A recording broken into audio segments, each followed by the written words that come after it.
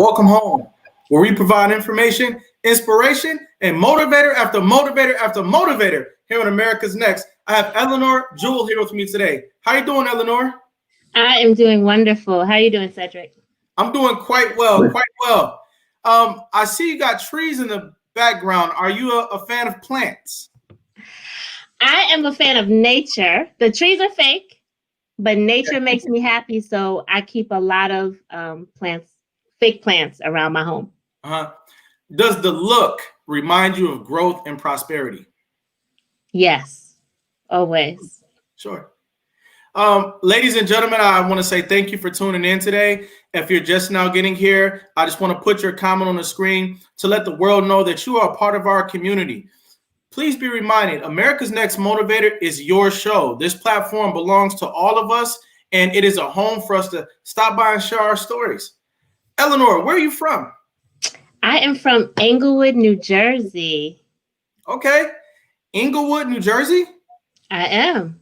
Not Inglewood, California. No, the real Englewood. Whoa.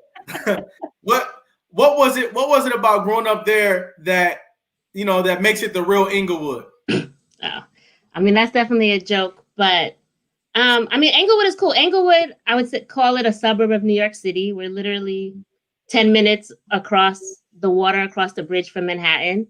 And so you have that nice balance of suburbia, but you're right next to New York City. So it's kind of like you get the reprieve from whatever you do in New York City. You have all the culture, all the excitement, all the people. Right. So okay. Yeah. Do you have siblings? Do you have a large family? I do have siblings. I have two older siblings, one who is deceased, and one younger sister. Okay. All right. What was life like for you all growing up? Life was interesting. Okay. I would say that growing up, life for me was actually challenging. Why do you say that? Why do I say that? I say that for two different reasons. There were two different dynamics at play in my home. Mhm. So I grew up until I was almost 13, 13, I believe, with my father in the home and my mom, and then my father left the home. But my father was battling alcoholism, and he was the type of alcoholic who would become enraged. And it created an environment that was painful, that was fearful. There was just a lot of pain and anger in the home from this one side. Mhm. Did You I know, continue? Oh. I want to, if we can, explore this as a subject matter that so many of us deal with. And it's tough when you have one parent or two parents who are battling with alcoholism. Now, in order for you to frame it that way, you must have seen some things that kind of disturbed you as a child. Talk about the moment where you realized, wow, my dad, my hero, has a problem. Got it. And so, one, I would say that I believe I always realized it was a problem because I wouldn't have characterized my father as my hero. Mm-hmm. I actually grew up with a very unfavorable perception of my father. Because again, so I was the youngest. I'm 7 years younger than my oldest sister. So my parents had already been together and married and had a family for a while before I was born.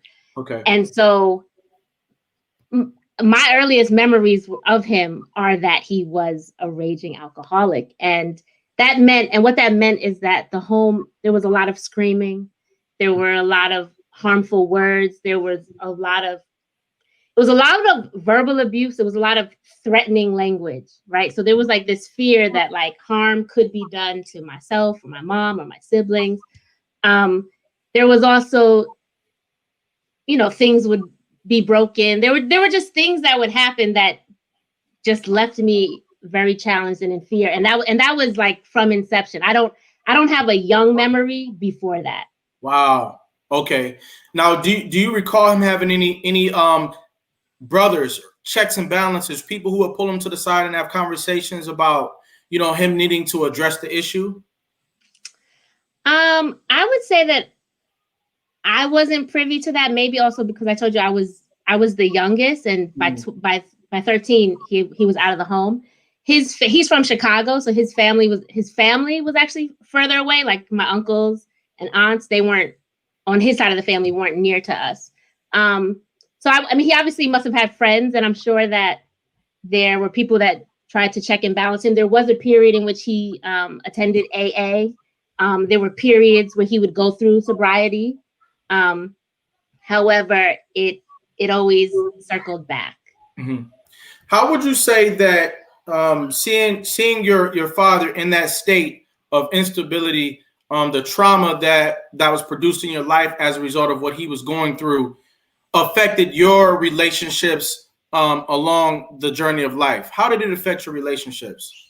Oh, tremendously. I mean, so first I would say the first thing that it did was that I became enraged, right? I became this person who had a lot of anger in me and a lot of hatred in me. Life felt unfair. Life felt harmful. And the way that people were reacting in my home were in that manner. And so I started to embody that. So I moved through the world, one, like holding on to that, but trying to fight that. Because I have separately always been a joyful person. Right. But I think the other thing is that, and if we talk later about my siblings, it will also feed into like the whole of what makes my story. Mm-hmm. But I mean, I think just like feeling loved was just hard. It was hard for me to receive love for a long time in my life because there was like that bond, that bond wasn't there, right? Like I didn't feel loved by my father as a child. I didn't grow up having that kind of male figure that felt good. I remember as a child, I mean, like a vivid memory is when I was a child and I went to my best friend's home and like her father took us out to like play catch. And it was like mind blowing that like you play catch with your father? What? Like It just was like, oh, okay, like this is what people do. Obviously you see it on TV, but it just like it was so far from my existence. And so I'm sure that like the impact in like my ability to receive love from men or being in relationship was hard because that wasn't my comfort zone. My comfort zone was like a distance and a coldness and like not that tenderness. So what you're saying is that, and we have a comment from Rose Hensley. She says, alcoholism is a tough one. I was married to a person that was dependent on alcohol and had narcissistic tendencies. So he raged much like you described your dad screaming. So, people are identifying with what you're saying today. And it sounds like that trauma that you experienced from the argument and the screaming, it affected you down the line in your life to the point where you wanted to keep your distance. And so, it's something, the way that seeds are planted in your childhood that need to be dealt with later on down the line into your 20s, because now here I am, we're, 20 and 30 years old. I see you in public. My thought is, oh, she seems intelligent. She seems like she can have a conversation. Let me approach her like a normal woman. Let me conversation with her like a normal woman and seek to engage in a relationship. And when you say, no, I don't do that, that's not me, keep your distance, I'm thinking something is wrong with you. Mm-hmm. So for that reason, I want to open this up and I want to address alcoholism in our families. Yeah. Early on in this episode, let's have an open dialogue about alcoholism. What it's doing in our families that we can put a finger on, and what it's doing in our families that is subsequent and down the line, such as young men or young women who don't know how to have a relationship with the other because they're so used to the trauma of a relationship. Yeah. Was alcoholism a pattern in your family? Not, I think on my father's side of the family, not on my mother's side of the family. And not like me, I don't drink. So, and that might be part of it, not even wanting to tempt whatever is hereditary in me. Right.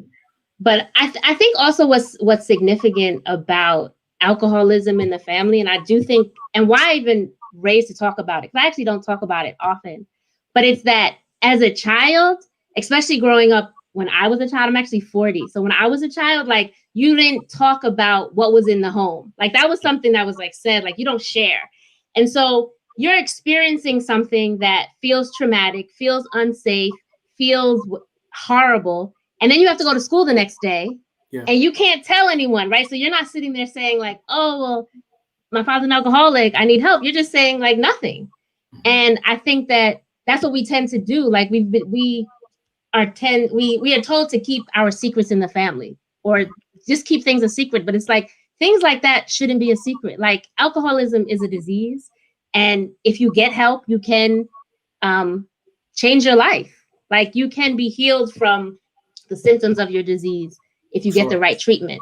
But if you don't talk about it in your families, you won't change it. I really need to identify with your story in this moment. I dealt with alcoholism in my life as a young adult. I was somebody who not only drank, but I overdrank and I binge drank as a means of socializing, having fun, and being what I consider to be an adult, because I had seen so many other members of my families partake in alcoholism. And so for me, it was like a rites of passage. But when you say that it impacted you as a child, I'm reminded that had I not made the change, my daughters could be deeply impacted by my irresponsibility. And so I have been sober for years now, going on 4 years. I'm very proud of that. And that took support from my family. It took support from my wife. It took me supporting myself. It took a look in the mirror to say, you know what, Cedric? It's for you and it's about you. You're not meant to be this. That's first. You're not meant to be an alcoholic, but your family doesn't deserve it either. And so I am humbled to say that I made the change. But we have to take this moment to raise awareness about the rampant monster in our families that is alcoholism, and the fact that it needs to be dealt with. I take a step out into the street to say we need to make alcoholism uncool. What do you think about that? Ashe, we definitely need to make alcoholism uncool. And again, we need to talk about it. We need to take the stigmatism away from it, right? Like, if you are experiencing alcoholism, if you are struggling to stay sober, like, tell somebody, share your story. And if you're also in relationship with someone, whether it's a parent or a sibling or a partner, also tell someone, because that's the only way you're going to change. And I'm glad you brought up the part about like just your own self-awareness, because that is the key, period. Like, if you want to transform anything, the first step is like being aware and being able to say, I'm experiencing this. I have this issue, and this is actually not the best for me. So, right. I mean, that's just key right there. Yep. Let's change directions, because the thing is, if I'm not going to drink, I might as well not stop there. How about I continue to perfect myself? How about we all continue to perfect ourselves? And when you do that, I mean, your whole community can change. Alcohol doesn't have to be acceptable in the home, and it doesn't have to be acceptable in corporate America, and it doesn't have to be acceptable on a golf course. I think we need to remove that aspect out of our culture, and that's my perspective, because I think that it's a toxic substance. It hinders your awakening, if you will. And we're moving into a global society where you've got to be as competitive as you can be. So some of these bad habits in this particular juncture, we're talking about alcoholism, got to get that out of here. Got to get it out. And let me add, though, I mean, I think, and again, to the awareness point, you have to recognize, like, why are you turning to alcohol? Mm-hmm. Like, the truth is that there must be something within you that needs that point of escape, needs to feel something different. And so that's really like the next step in the awareness. Like, why am I drinking? Why is this where I go when I don't feel good, when I want to run away from a problem, when I'm like, whatever the situation is that drives you to alcohol, that's where it starts. Because ultimately, there's something that needs to be healed. There's probably some type of trauma that you experience, not you, but the person who's drinking the alcohol. Mm-hmm. That's where the conversations have to start. That's right. Ladies and gentlemen, we're talking to Eleanor Jewell, and we're having a powerful conversation about life as well as what life can be. Now, what did you experience during your middle school years outside of what was going on with your father? What did your social life look like, and what were you thinking about life? Got it. Okay. So just the two part, if I could talk a little bit about my experience with my siblings, Mm-hmm. because I think that also shaped my social life. So I was the youngest child born to two older siblings that had sickle cell disease. And I'm not sure if people are aware of sickle cell disease, but it's a debilitating blood disorder, extremely painful, and it's a chronic illness. And so what that meant is that the attention in my family went to my sisters. And so again, being the youngest, I was also born into an environment where already there was a norm that was established that now I'm entering into.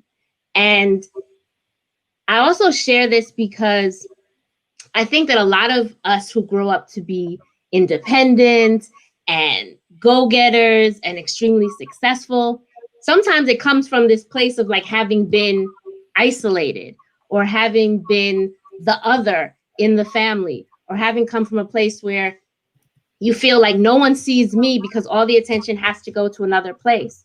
And of course, as an adult, I can understand that my sisters are suffering, they deserve the attention. But as a child, like it felt neglected. It felt like I wasn't as loved as everyone else. It felt like I wasn't good enough, that there was something that I needed to prove so that somebody would want to spend the same amount of time with me or give me the same amount of attention. That's right. And so that really shaped a lot of who I was and even who I was, I would say, socially or in school. So I was a top performing student. I graduated, we didn't get to high school, but as a valedictorian. I was in clubs and I was in sports. And like, I wanted my mom to see me.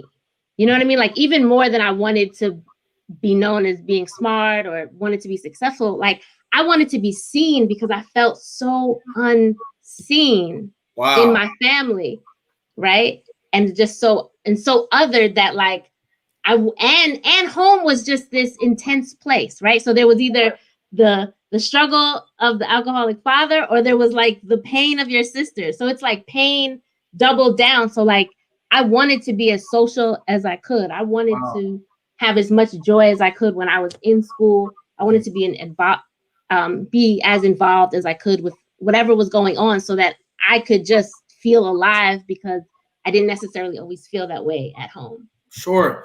That is absolutely huge. When you say that you were one of the best and brightest, not only because that's who you naturally were, but because you wanted to be recognized as valuable and as the person that you uniquely were. I think that we've got to remember that when we look at children in classrooms and say, hey, just because you're getting straight A's, just because you seem to be happy and jovial, doesn't mean that everything's okay with you. And I still need to be careful. I still need to have meaningful conversations and seek to have a meaningful relationship with you, because I could be filling a gap that exists in your life. You know, I've met adults who said, I got straight A's all the way through school, and I totally needed a better relationship than the one I had. So that's a really big deal. I think we do look at high achievers a lot of the time as people who are, the strong friend or, the person that's just good and safe, but that's not always the case.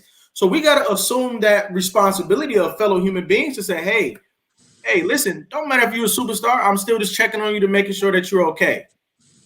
Definitely. Always check on the strong ones. I mean, just think about it. I mean, a lot of the ways that we turn out are a result of something, right? Mhm. And you know, if you were blessed to have the most beautiful life as a child and you continue to have that life, you know, great for you. But a lot of people, even their greatness is the result of something tragic or trauma.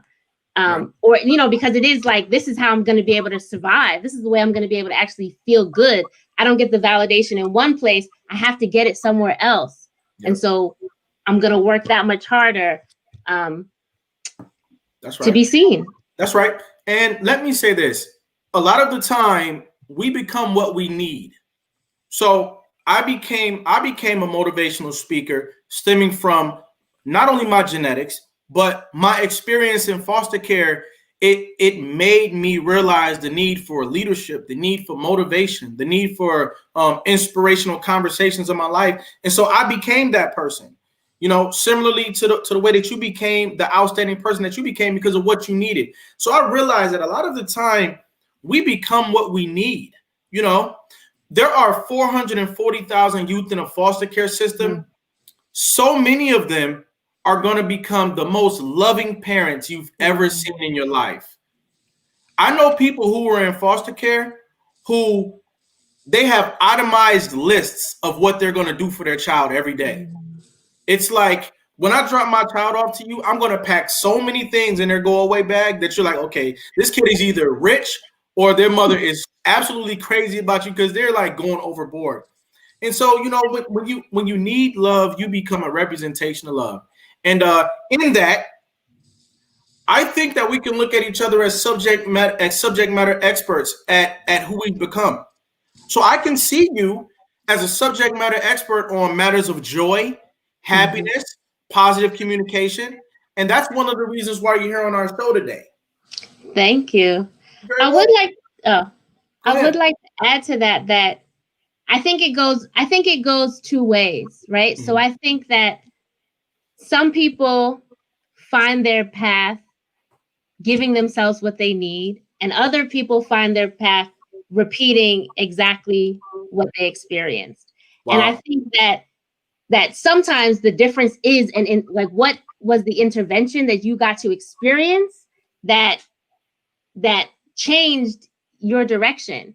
And so, I mean, it could have been it could be a person that comes into your life. Maybe it was that teacher who actually was like, let me check in on this student. They're just a little too happy. They just want to be around school just a little too much. That doesn't seem normal to me. Right. Or perhaps you did go to therapy at some point in your life, or perhaps you read a bunch of self-help books, or you went on some travel journey, whatever it is. But I think that you do actually have to have an intervention that allows you to know that something else is possible, Wow. right? Because like obviously in you, you know it, because at some moment you've experienced joy, you've experienced bliss, you've experienced that at some moment, but your life has not shown you that. And so I do believe that you need something that is like intervening to say like there's another path, but you would Right. then have to choose it, and Yep. it takes work. I like that a lot. You know, we all have an opportunity to succeed, grow into a better version of what we are already on a path of becoming, or we could just simply repeat generational cycles. Sometimes it's a generational curse.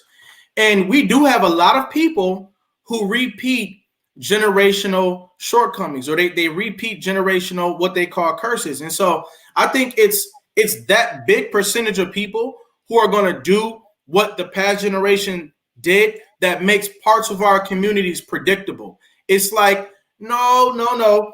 I know that a lot of these folks here, they're going to turn into the folks that were here 40 years ago. And it turns into the types of phrases that we use in places like college campuses. Hey, I went home, nothing changed. You know, the same thing that was happening here 2 decades ago is the same people standing on the corner. Guess what? Sometimes it's not even the same people standing on the corner. It's people who are similar to the people who used to be on the corner, Mm-hmm. right? We got to realize that critical mass of people who are simply doing what the last generation did, and we have to encourage them to choose the higher path. Let's not conduce generational curses.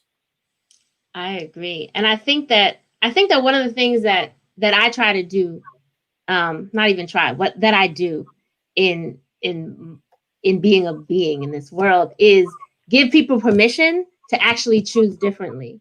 And I say that to say that sometimes, let's say I share my story with someone and they might be like, well, you have the right to be angry. You have the right to feel a certain way about your father. You have the right to feel X, Y, and Z. And they actually encourage you to stay in a space that is actually probably not what you want to be in, that is actually not beneficial to your well-being and to your growth, right? Like sometimes we egg people on just because you're right. Like I do have the right to be angry or be enraged, but how am I going to feel?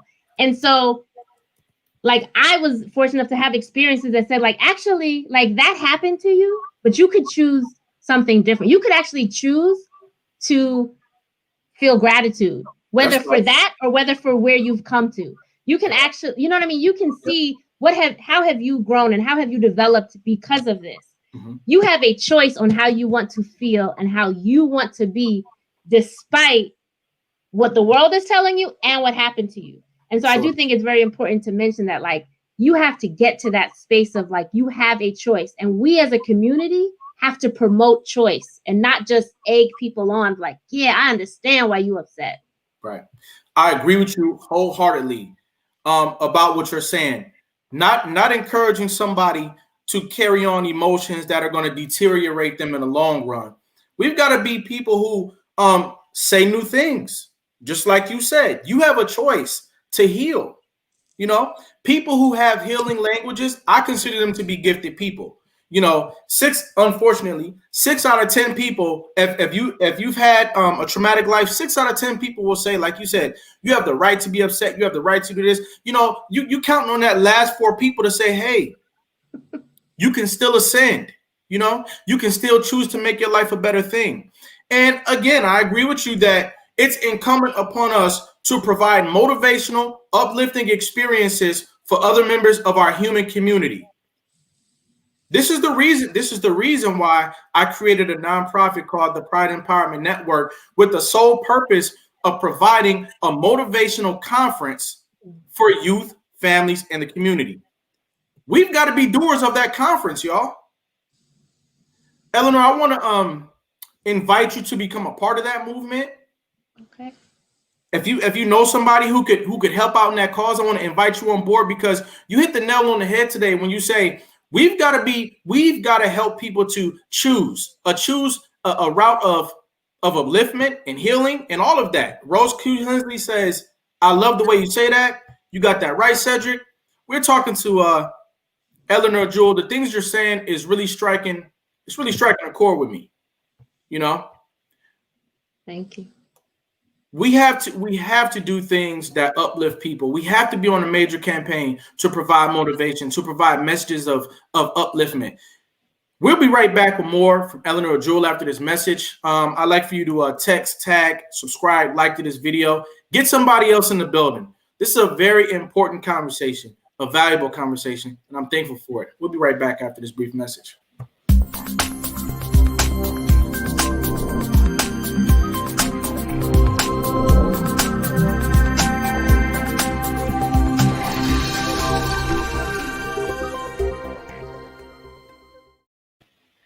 America's Next Motivator, Monday, Wednesday, and Friday at 5 p.m. Eastern, Tuesday and Thursday at 10 a.m. Eastern. America's Next Motivator, hosted by me, Cedric Riley, and sponsored by the Pride Empowerment Network.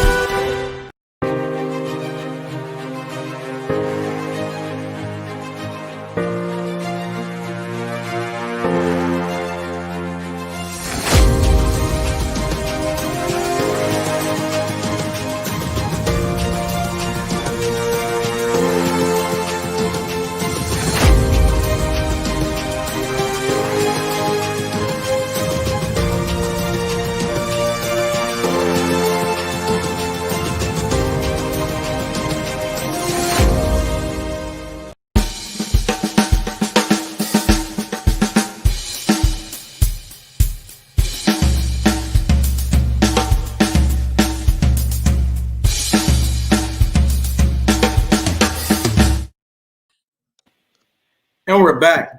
Eleanor, how you feeling out I'm there? feeling good. I like to feel good, so I kind of live in that space as much as I can. For sure, for sure.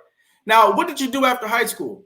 After high school, I went to college. I went to the University of Pennsylvania, Okay. in Philadelphia, and studied communications. Hmm. What was your experience like there at the University of Pennsylvania? It was good. It was good. I mean, Philly is a cool city, Mhm. and I started dancing when I was in college. Okay. There was an West African dance troupe at the university called African Rhythms, and my roommate was a part of it, like from freshman year.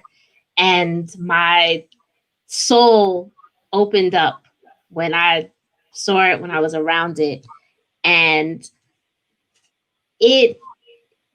How do I say this? It kind of changed the trajectory of my life. Let's I went go. I went to school thinking I was going to go into advertising. I wanted to make commercials. Hmm. So I mean, even as a child, I was artistic. I liked to paint and draw. And so, trying to find the balance of like how to be an artist but be materially successful. Hmm. Also, you're going to an Ivy League school, so what are the world's expectations of you? But then I fell in love with dance, and I was like, no, I have to do this in some way. Like, I don't want to be, I don't want to be tied to some office space. And I was interning throughout college. I was in a program called Inroads. I don't know if anyone's familiar with that. I was in But there. okay. So, I mean, I was interning every summer in corporate America. And I was just like, ooh, this is just not it.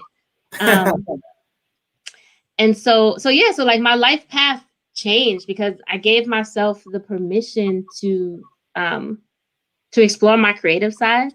Um, I think I think looking back, I didn't have this awareness then, but I think looking back that dance became a healing space for me Hmm. because, again, as a child, I felt that there was a lot of me that got stifled by my environment, and there was a lot of myself that wasn't able to be self-expressed.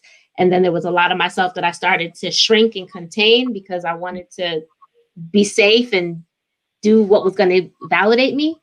And so by being able to use my body and be a performer, I got to be self-expressed without having to be ultra vulnerable, without actually having someone to have to know my story or understand the depths of my pain or even hear my voice. Right. But I could still be seen, and I could allow the things I was feeling to move through my body and be expressed that way. Yeah. So I believe that also was kind of probably why I gravitated towards dance, because it also was a healing space Hmm. for what I had experienced. Sure. The things that we go through in life, they make us feel boxed in or compressed or oppressed, stressed, any of those ESS words.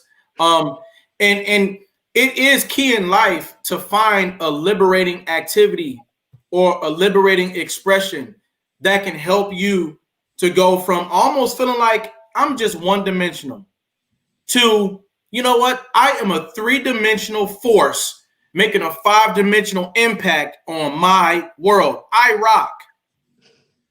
At some point, we've got to find a liberating activity that could be the catalyst for that. Now, for me, that was rock and roll. I thought that rock and roll was like not for me. When I discovered rock and roll, it made the inside of my mind just implode. Mm. And it sounds like dance did that for you. Talk about how you felt when you realized the difference that dance was making in you. Talk about that. Yeah, I felt a freedom. Yeah. Again, it was really, again, like it was that ability to be self-expressed and be seen, which I had yearned Mm-hmm. for so long. Mm-hmm. And it was this ability to be creative because I was naturally a creative human being. Mm-hmm. Um, and I and I'm a performer. So there was just a freedom. Like it was just total freedom. And also I think part of what the freedom was that with the physical dance activity came the dance community, right? So when you're part of a dance company or a dance troupe or a group, now you have another family. You have people that care about you. You have people that rely on you. You have people that look up to you. There, you have, you have this close intimacy with another group of people that is consistent. Right. And I think that was also attractive to my soul, coming from a space of, again, being a more isolated, independent person. It's Yep. like, oh, I get to be in environments where I get to build family with other people and build community with other people. That's right. And so that also was freeing for my spirit. When you start moving in ways you never moved before, and just really loosening up. I mean, life got us so tense, and you take a course or you pick up an activity like dance, and it's like literally getting loose, and it's like, wow, this is amazing. Like, outside of my tense life, for me to get into this activity and loosen up is like divine. Did you ever come across, through your conversations with this new community, the divinity of your body? The divinity of my body. Mm-hmm. I mean, that's a powerful statement. So yeah. The reason why I said that is because somebody who goes from living an ordinary life to becoming a break dancer, for instance, they realize, yo, my legs are extremely powerful. Mm-hmm. My back is extremely powerful. My arms, my neck, yeah. my eyes, my ears. You realize the divinity of your body through dance. Yeah. And sometimes when you get into a new activity and you meet a new community, you meet people who say new stuff. You meet people who say, wow, I can't believe you've been through that. I've never been through anything like that. My life has been great. My finances look great. My family's happy. We're doing awesome things on the weekends. And maybe you could tag along. And, it's sometimes when you get into a new community, you meet new people. We have different perspectives. And it just shows you how divine your life and your destiny can truly be. That's the point I'm getting at. I get that. I mean, you just offered a whole lot. So thank you for offering that. And I mean, I experience the divinity of my body every day. Mm-hmm. So, and of course, I told you now I'm a 40-year-old being. And from one angle, I experience it because I told you that I have sisters who have illnesses. And so I think I actually, even without dance, there are ways in which I've been in relationship with my body to know that, like, oh, my body is of service to me. Like, my body and the health of my body is actually doing a lot to provide for me.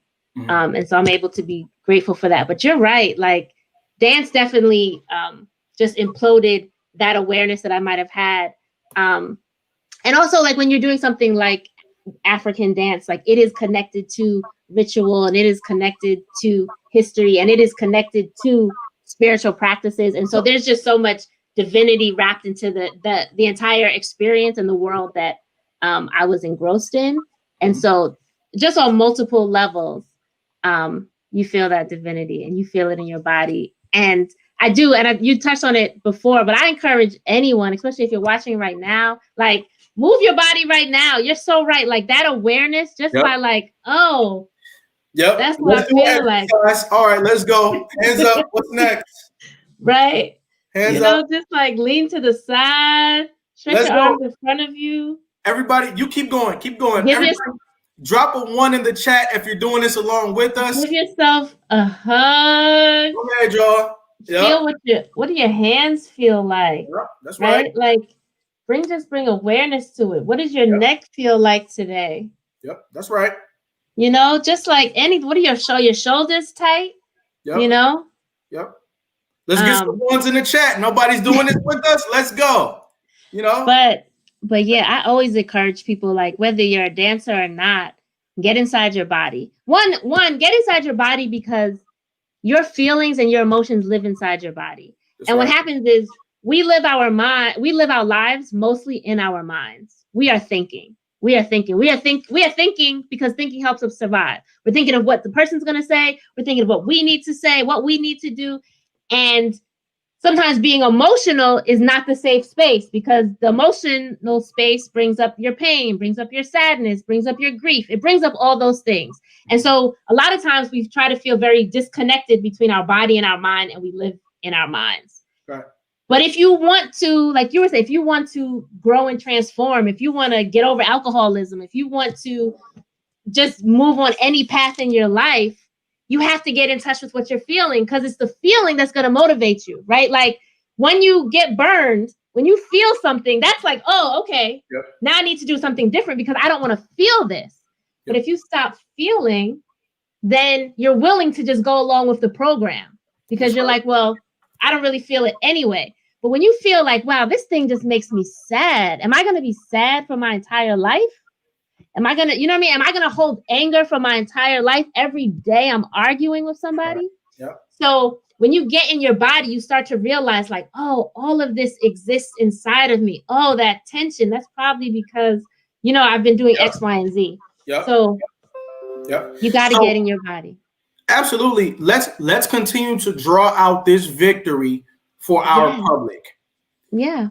Do y'all remember when you used to go skating and they used to give out those glow sticks? And the glow stick, it will be like, it almost look like a little tube of water, right? Mm-hmm. Imagine that you're like that tube of water. You look dull. Nothing's really happening. Nobody wants you. That's you when all this stuff has happened in your life. You're like that glow stick. Just look like a little tube of water. You might get dropped on the floor. You're not cool. But when you start to shake it up and you snap it and pop it, and then it becomes fluorescent, now it's cool. Now you want it. Now everybody else wants it. Now it's a new thing. Now you glow. Now you glow. Yeah. Now there goes your glow up. You know, this is what we want to connect to, the generational curses that we deal with, whether it be alcoholism, self-sabotage, abuse of one another. You're trying to find a way to get high off life, right? But what we've got to realize is that you got everything inside your body that you need to get high off life. So when we say let's make alcoholism uncool, let's make mistreating one another uncool, it's because you have a choice to provide those endorphins and those chemicals right in your body that you're seeking out there in the external world. You got a choice. So ladies and gentlemen, hey, listen, get out there and move, snap and pop, just like one of those glow sticks from the skating rink, and make your life a beautiful thing, a divine thing. All right? That's where we're going with this. So now, did you ever get to leave the country? I did. I've been around the world and back. Wow. So a few I would say key places. I studied abroad in Australia when I was in college. Mm-hmm. After I graduated from school, I did a Fulbright in Trinidad and Tobago studying dance. What's a Fulbright? What's that? So a Fulbright is a fellowship awarded by the United States government, the Department of State, and it allows people of a certain acumen to do research of their own in a foreign country. Okay. And so I was doing dance research in Tobago. Wow. What was that like? So you thought of your own self, I'm going to do dance research because you had a choice of what you were going to research? Yes. Cool. Okay. So a Fulbright, you said fellowship? A Fulbright fellowship. That's where you get to go anywhere around the world and research what you want to research? Yes. And wow. It's paid for by the United States Department of State. Wow. Okay. Talk about that experience. I think that's absolutely huge. Talk about it. Thank you. It was huge. I think so. If I want to say the first thing that I think was huge about it was my willingness to go after it. Mm-hmm. So a lot of times people, especially at Fulbright, they do it while they're still connected to their university, so that the university can sponsor them. And I was already maybe 4 years out of school by the time I applied. I was also working in arts administration. So I did have a job in an office, even though it was in the performing arts, but not as a performer, even though I was performing separately. And so I had this day job 9 to 5.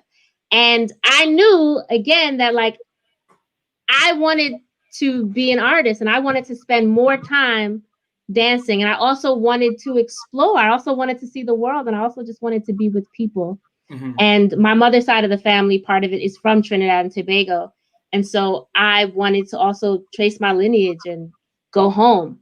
Mm-hmm. So I think that the first big thing was my willingness to say, I'm willing to quit my job. I'm willing to move outside of the country as, you know what I mean, as an established adult.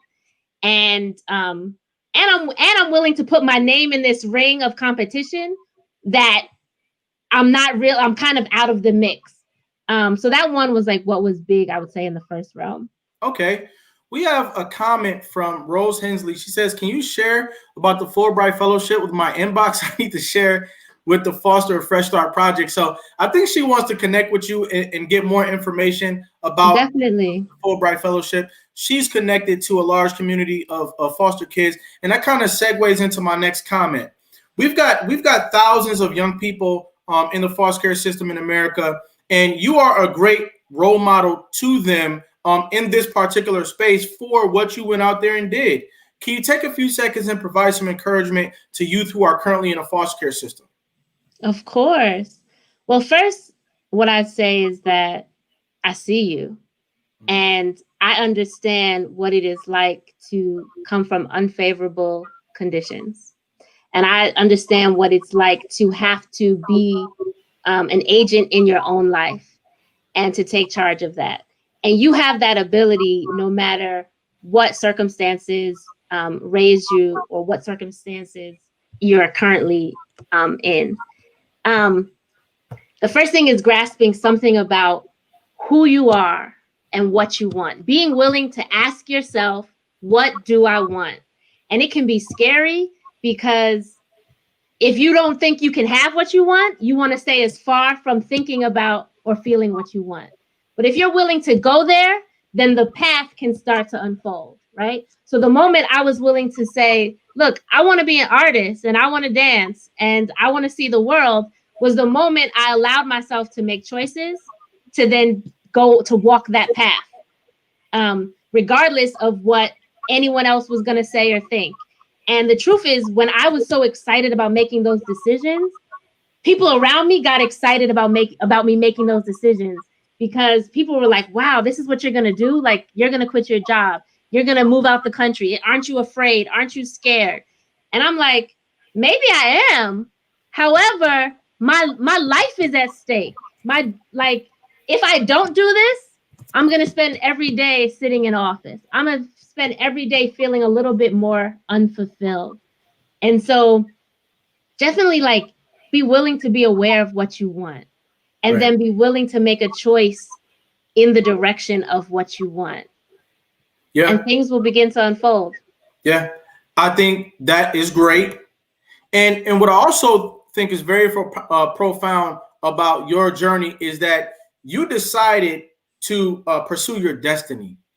That's another big milestone that you encountered is that, you can go the traditional route or you can follow what you perceive to be your destiny.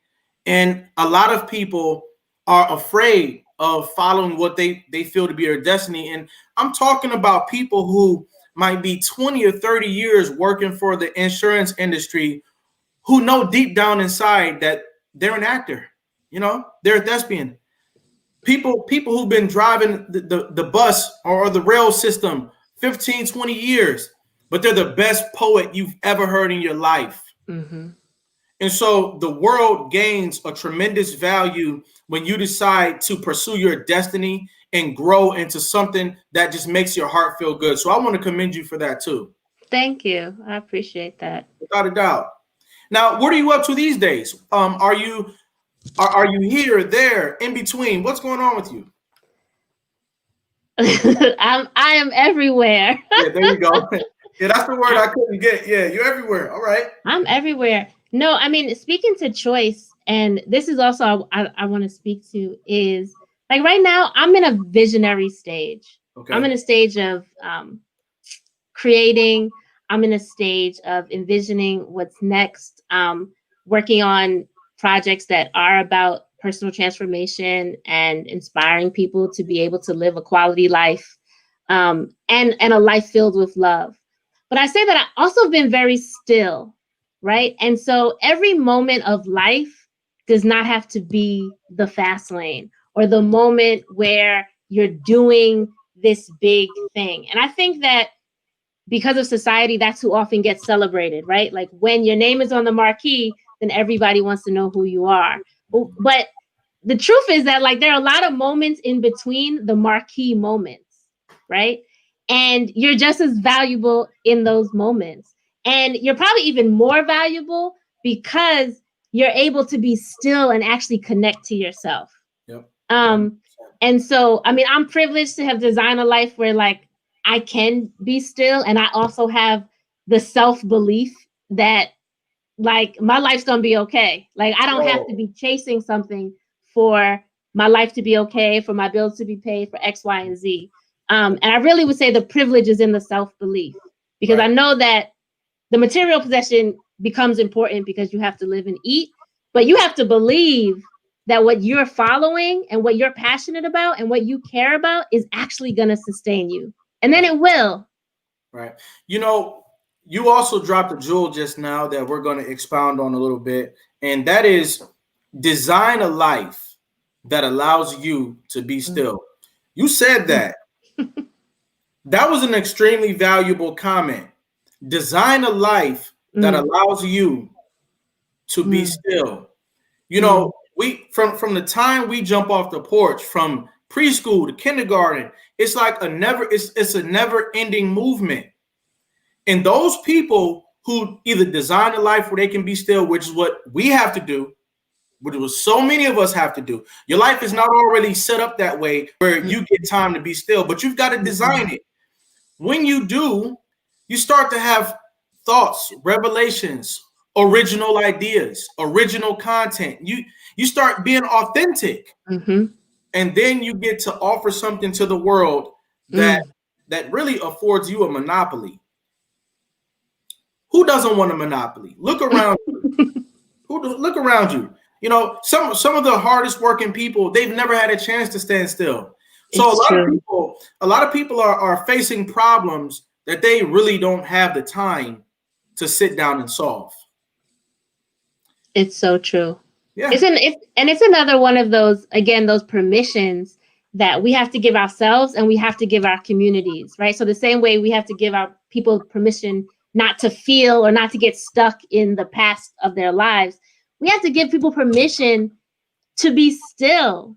We have like, and to be quiet and to not always have to be out there doing and out there proving themselves. Because I mean, that's what you're really doing. I think that sometimes the motion is just like you're trying to prove yourself and you're trying to be more valid in this world. But when you're able to find this like sweet spot of like, I'm valid if I'm still, I'm valid if I'm moving.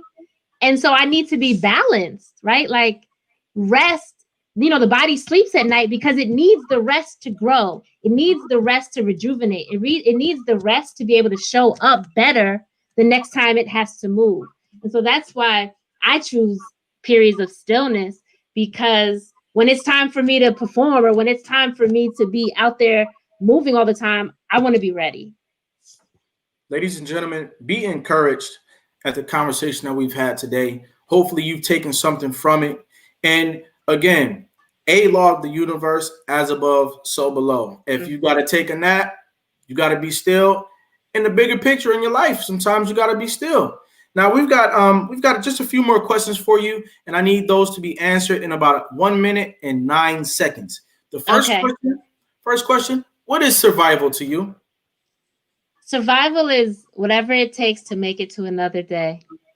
Mm-hmm. What is success to you? Success. Woo.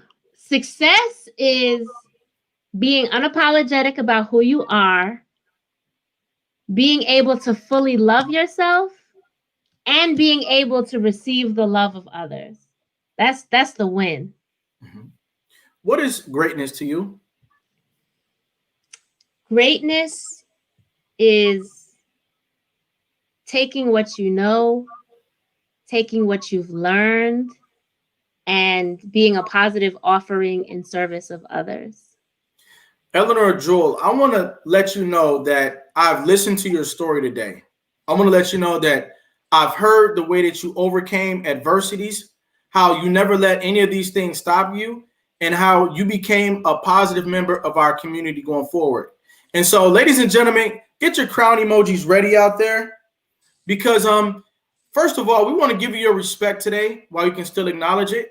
And we want to give you your crown while you're still here to receive it. So, ladies and gentlemen, put your crown emojis in the building. We've got crowns coming in. We are letting the world know, letting you know, Eleanor Jewel, that you are America's next motivator. Thank you. I wear my crown proudly. Thank Absolutely. you. Absolutely. Thanks for stopping by today. All right. Okay. All right. Talk to you later. Thank you. Bye-bye. Bye. Ladies and gentlemen, there you have it. Each and every episode of America's Next Motivator. I see you out there, Rose. Thanks for the crowns. Each and every episode of America's Next Motivator is going to have something here for you. All you've got to do is stop by and pick it up.